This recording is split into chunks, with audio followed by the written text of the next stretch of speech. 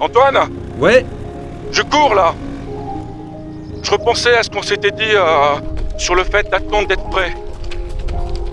Plus j'avance, plus je me dis une chose. Si t'attends d'être prêt, tu pars jamais.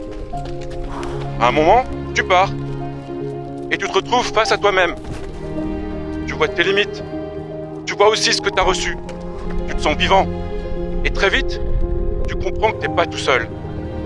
Il y a les autres qui courent avec toi. Il y a les proches. Tu cours pour eux. Ils te soutiennent. Ils te portent plus loin que tu ne l'imaginais. Et puis, il y a ces moments là-haut. Quand tu lèves les yeux, que tu prends de la hauteur, que tu contemples la nature et que tu reçois la beauté comme un don de Dieu, une présence. C'est là que je trouve la force d'avancer, d'aller au bout. Partir, ça fait longtemps que je le fais. Je m'appelle Antoine et j'explore la France depuis 10 ans. J'ai l'habitude des routes qui s'enchaînent, des paysages qui défilent et des rencontres imprévues. Je sais ce que ça fait de ne pas tout contrôler et de composer avec ce qu'on trouve sur le chemin. Mais cette fois, je ne suis pas parti pour explorer une région de plus. Cette aventure en Auvergne-Rhône-Alpes était différente. J'ai voulu aller à la rencontre de celles et ceux qui font battre le cœur de ce territoire. Comprendre ce qui les fait avancer et tenir dans la durée.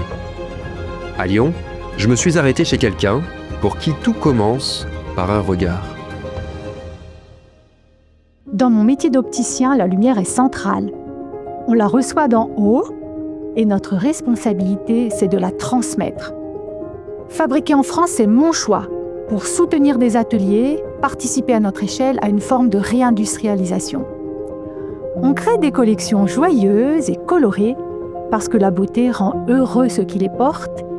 Et puis derrière chaque paire, il y a aussi une attention portée aux autres, un engagement discret pour soutenir des projets associatifs.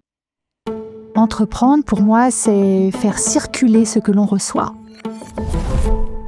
Sur la route, je me suis demandé ce que je faisais, moi, de ce que je reçois, de ce que je transmets, et de la manière dont je me mets au service de l'autre.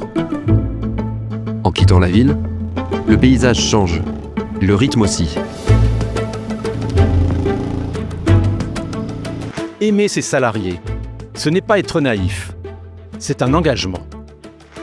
Parfois, c'est exigeant. Parfois, c'est fatigant. Il m'arrive de devoir demander pardon. Je n'attends pas de retour ni de reconnaissance. Tu as du prix à mes yeux et je t'aime, comme le dit Isaïe. Ce qui a du prix à mes yeux, c'est de prendre soin des personnes et de ce qui nous est confié. Prendre soin, ça se vit dans le temps, dans les décisions qu'on prend et qui peu à peu façonnent notre cœur. Un peu plus loin, vers le nord, j'ai vu ce que signifie aller au bout de ses convictions. Être en cohérence, c'est plus exigeant. Ça demande de la constance, de la lucidité. C'est une forme d'audace. L'audace d'assumer ses responsabilités envers les équipes, les partenaires, les territoires et l'environnement. Et c'est aussi ça, viser l'exemplarité. Non pas pour donner des leçons, mais pour être fidèle à nos engagements et nos valeurs. Et puis, il y a ceux qui ont accepté de prendre des risques, de bousculer les codes. C'est ce que j'ai découvert au milieu des vignes, dans les coteaux du Lyonnais. Changer nos pratiques, choisir la biodynamie, ça a été une suite de décisions audacieuses. Aujourd'hui, créer, c'est faire avec le vivant, pas contre lui.